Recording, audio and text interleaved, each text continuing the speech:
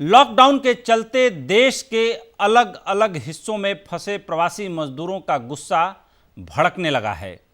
साथ ही social distancing की भी सरेआम धज्जियां उड़ रही हैं। गुजरात में लगातार 5वीं बार प्रवासी मजदूरों के हंगामे की खबर आई है।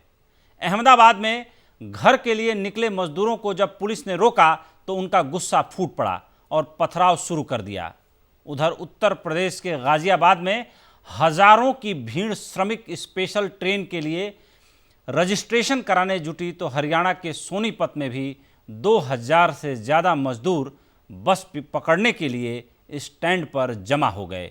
देश के अन्य हिस्सों में भी मजदूर मुश्किल में फंसे हैं।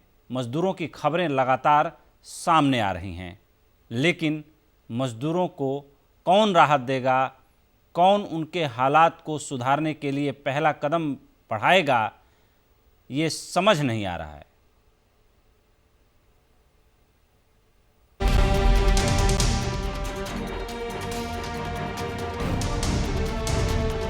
लॉकडाउन के चौथे चरण के पहले ही दिन देश भर में सोशल डिस्टेंसिंग की धज्जियां उड़ी। सिस्टम की बदइंतजामी से मुसीबत में फंसे मजदूरों की मुश्किलें और बढ़ गई। हालात इस कदर हो गए कि कई जगहों पर जमा हजारों मजदूरों की भीड़ बेकाबू हो गई।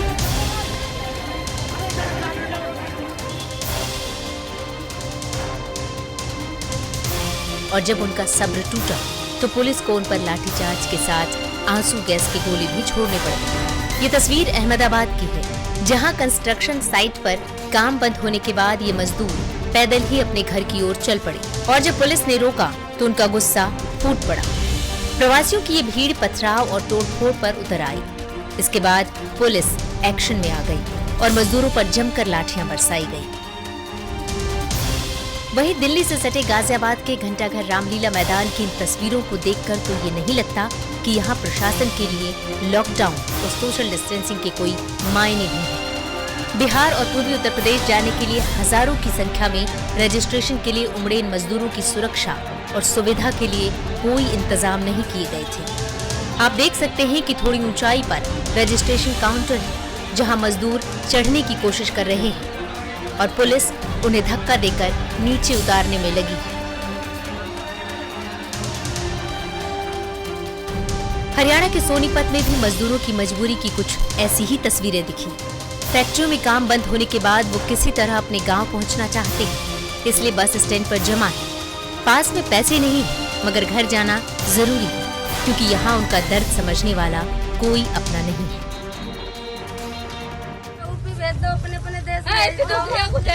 खाने को नहीं है, क्या खाएंगे? कितने परेशान हो रहे हैं।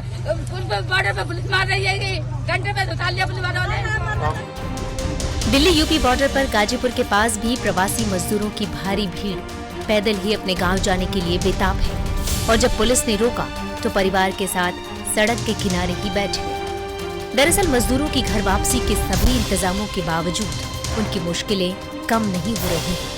ऐसे में सरकारों को ये सोचने की जरूरत है कि आखिर चूक कहाँ हो रही है। ब्यूरो रिपोर्ट, सहारा समाचार।